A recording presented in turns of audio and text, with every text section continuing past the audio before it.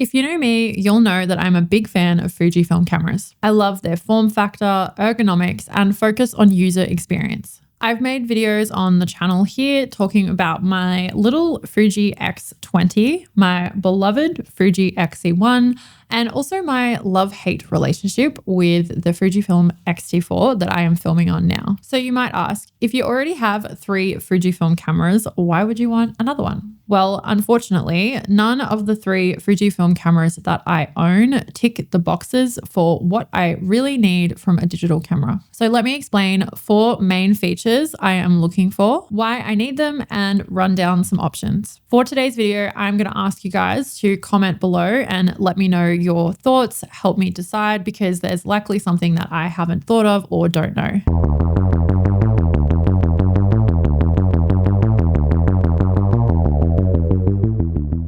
So the most important thing I am looking for in a Fujifilm camera, and this is pretty obvious, is how the images look. This is the reason my X-T4 pretty much only gets used for video, because I don't really like the photos it produces. I've tried heaps of film simulations and played around with RAW files, and I just never really like the look. It seems really flat and lifeless and just not popping the way I want it to. I feel like the image files from the X-T4 look a little bit artificial and just really not to my taste. I understand that that might be quite controversial, as I know a lot of people really like this camera, and I do see images being taken by other people on an X-T4 and think, oh, they look really good, but for me, it's just not it. This is a good thing though, as whatever model I choose, I will likely stay away from one that has the same sensor and processing as the X-T4. So at least that helps me to narrow it down. Another reason that I haven't really taken to taking photos with the X-T4 is because it is my main video camera and I am filming pretty much all the time for YouTube and work,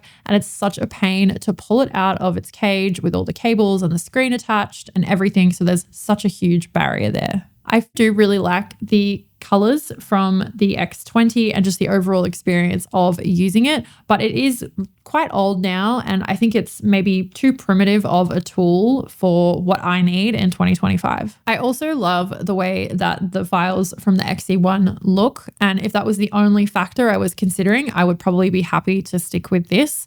But just the same as the X20, there are issues with the X-E1 as well. That will become clearer as I bring up my next points.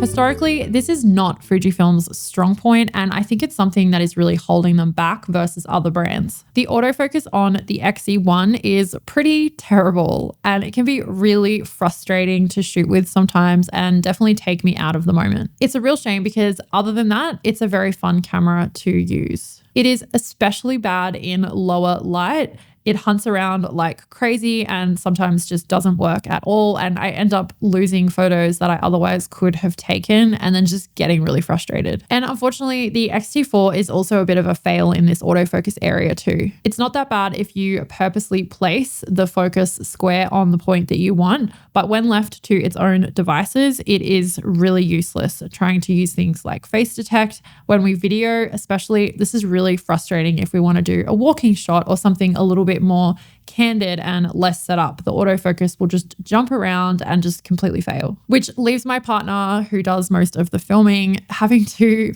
usually just use manual focus, which can be really tiring and just limit your options. Now, to be clear, I'm not trying to do anything crazy here like sports photography or like bird photography. I just want to be able to take a photo of my 4-year-old son who moves around a lot and be able to get some of the photos in focus.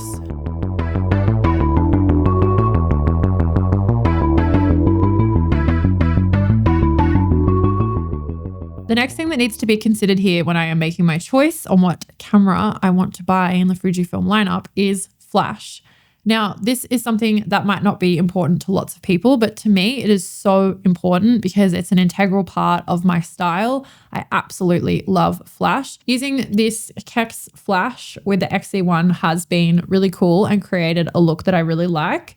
But using the flash with the X-E1 can be a little bit complicated, especially during the day, which I do like to do sometimes. And I think I found a solution for this in the camera choice, but we'll talk about that later.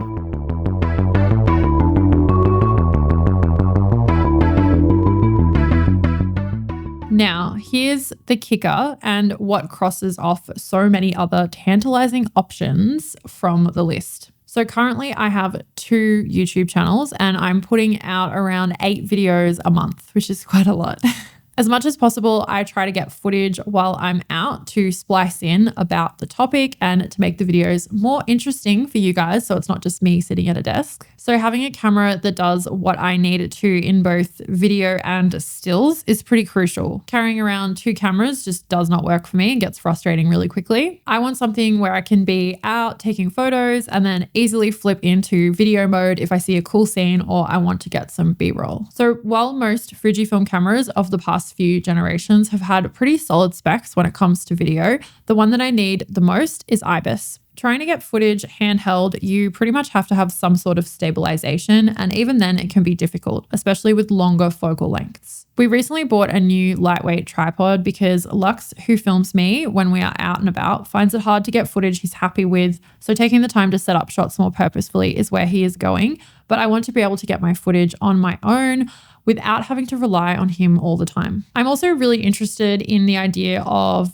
taking more videos. I've been taking videos on my phone lately, and I'm just really, really yearning to do that on something that's dedicated and isn't my phone. I think it's a very natural progression for a lot of photographers, and I don't want to do anything crazy, more just like movement in the frame and be able to contribute to both the YouTube channels in a way that's really capturing how I see the world and just taking my photos a little bit further. I really admire other YouTubers like Faisal Westcott, who's a big Fujifilm fan, and I just think that the way he videos is very artful, and it's like this progression from his photography and gives him another layer of creativity that I would really like to be able to embody and bring to you guys here on this channel.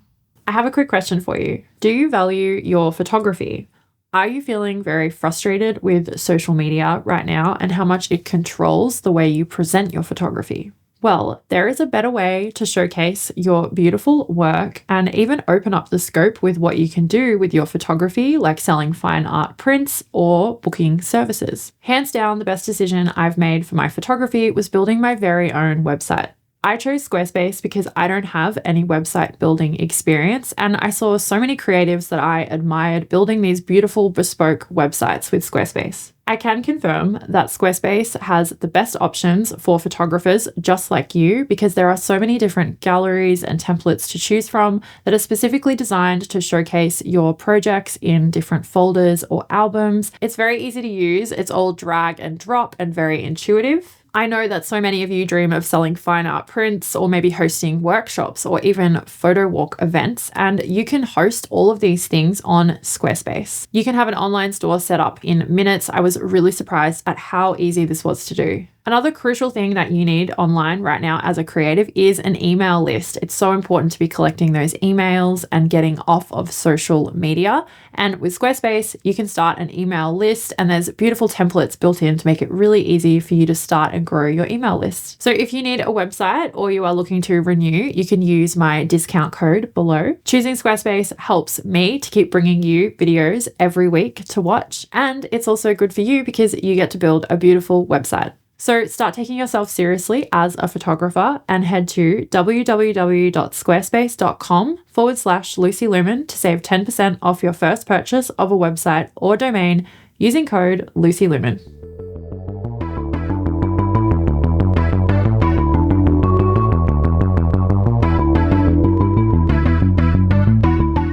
Okay, so now I've laid out the most important features in my next Fujifilm camera, we can start breaking down some options. I am not generally somebody who buys the latest and greatest camera gear. It's just not my vibe. For photography specifically, I really rep using older Nikon DSLRs because they got the job done decades ago and they're still getting the job done now for me. If all I did was photography, I wouldn't really be making this video because what I have is more than adequate. So you'll see here, the video factor is really what throws a spanner in the works and kind of limits my options to newer models that I otherwise wouldn't be so taken with or gravitating towards. Looking at cameras that have IBIS and aren't from the X-Trans 4 generation, I'm pretty much forced into a corner with options. There are the XH2, the XT5, and the X100 6.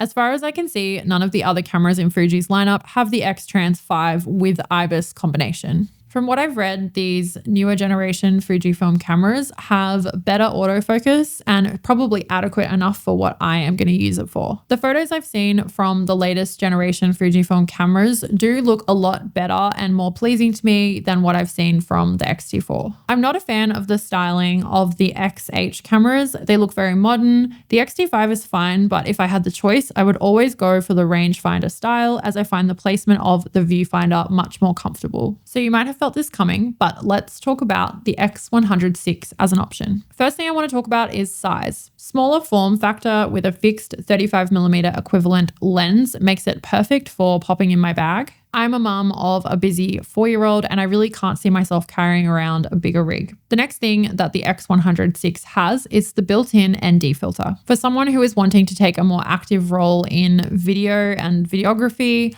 I am understanding the importance of an ND filter. Lux has been explaining this to me and I am really trying to understand how everything works in video realm. With video, you are limited to slower shutter speeds depending on what frame rate you shoot in, unlike photography. For those who are new to this, let me explain. If you open the aperture up for a shallow depth of field look in brighter light, you cannot just use a faster shutter speed to compensate.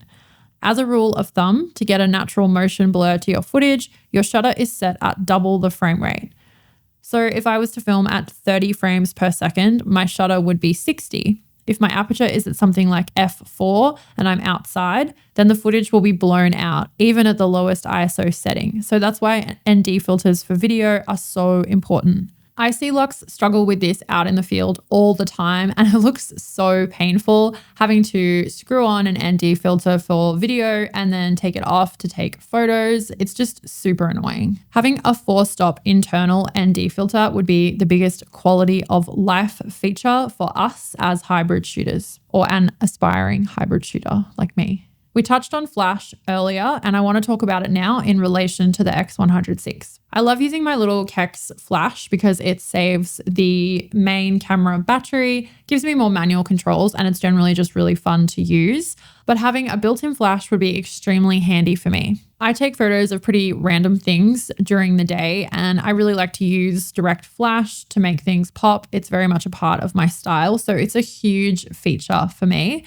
And that leads me to the next feature that is really important, and that is leaf shutter. So the X100VI has a leaf shutter, which means it can sync with the flash at any speed. When using the flash on my XE1, I pretty much have to shoot at f16 and it's normally pretty blown out and just not the look I'm going for. The only other way to get around this would be to use a thread-on ND filter, which is pretty annoying. But the X100VI has both things built in, which is a huge drawcard for me. So there you have it. Like the rest of the world, I would love to own a Fuji X100VI. The only thing that I don't love about it is the stupid high megapixel count. I really don't need 40 megapixels and I doubt that many other people do either. I also prefer to shoot in RAW and add my Lightroom presets, and this will mean that I just have stupidly large files taking up lots of room. Everything else about this camera is pretty much perfect though. Oh, there are 2 other huge downsides: price and availability.